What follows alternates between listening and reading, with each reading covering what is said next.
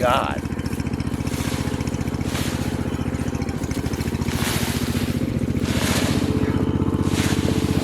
Our whole property was like this. Fast track habitat, feeling like I found a change. Never gonna look back, wouldn't have it any other way. All the emotion I'm moving, stay in the moment that won't get away. La la la la la la la la la la la la. Lights on, back up and running. La la la la la la la la la la la la. Right on, back up and running. You know, I know it's coming. You know, back up and running. Get ready to, get ready to, get ready to, get ready to, get ready to, get ready to, get ready to.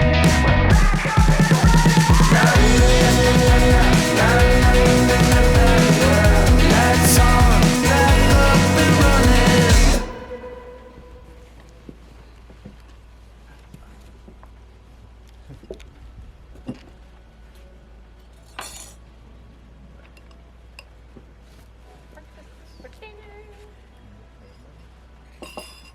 This is the bowl that I used.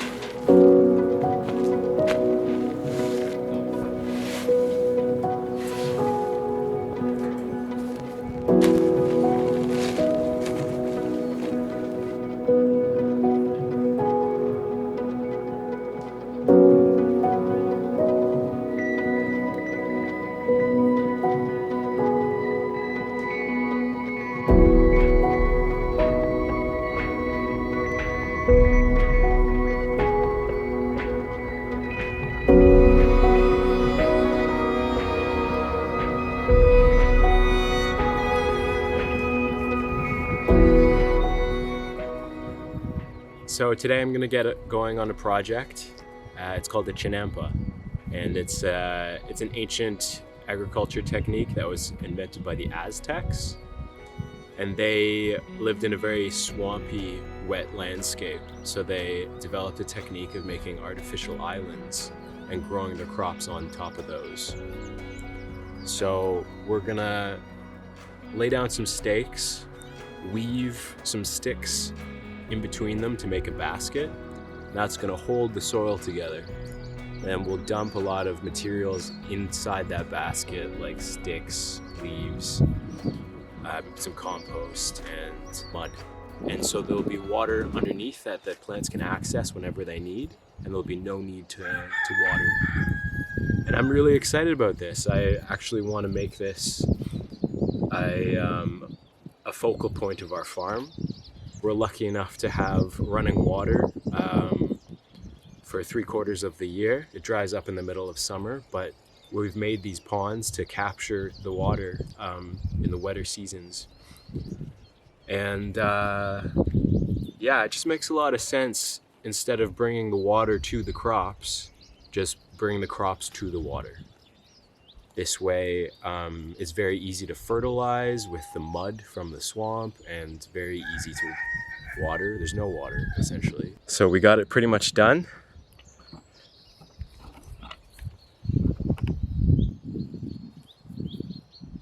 It's an artificial island. So you can just walk on here, but there's water underneath.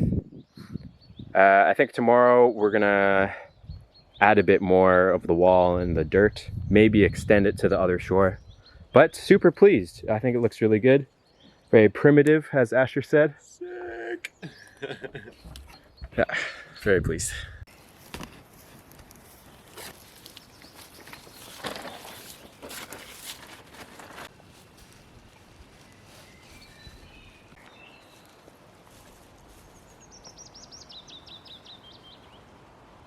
So we ordered fertilized eggs from a different part of Norway to hatch with our ducks, and then we'll have new genetics.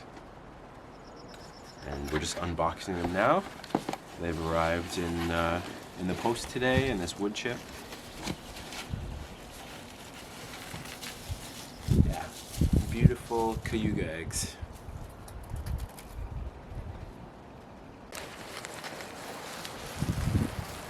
Ooh, very pretty. So the reason why we got the eggs now is because we have a broody duck underneath our stairs. So we're gonna put all the new eggs underneath her, and then hopefully we'll have ducklings in not too long. We fashioned a device to try and get the eggs out because she's laying on a bunch of eggs that aren't fertilized, and then we're gonna replace them with the ones that we bought. So Kieran's just marking them now.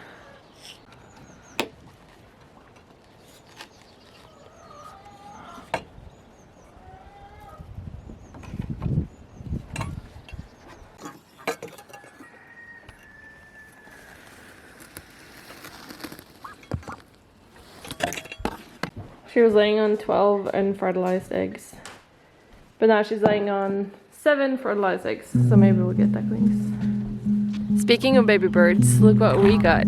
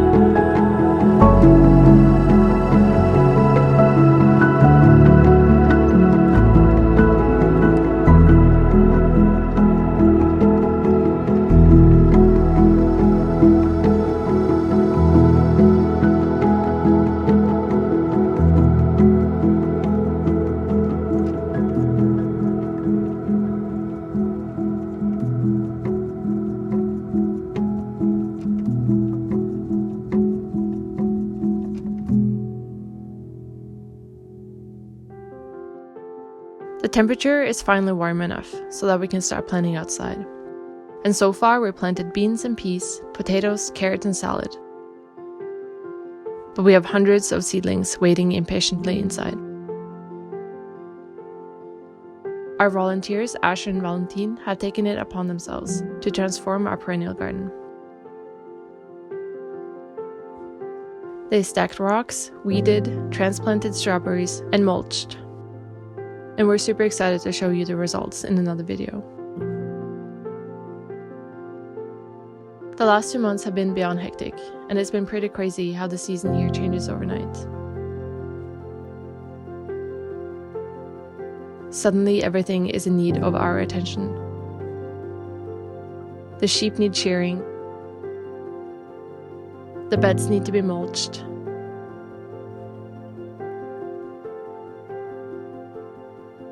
The gardens need more fencing and gates. But we're also taking the time to upgrade some of our recreational spaces, like giving our fire pit a glow up.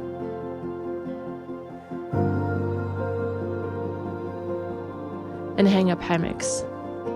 But don't be fooled, a lot of our property still looks like this, and we have multiple projects going on simultaneously, which creates a bit of chaos. And we'll get to it. But right now, we just need a nap.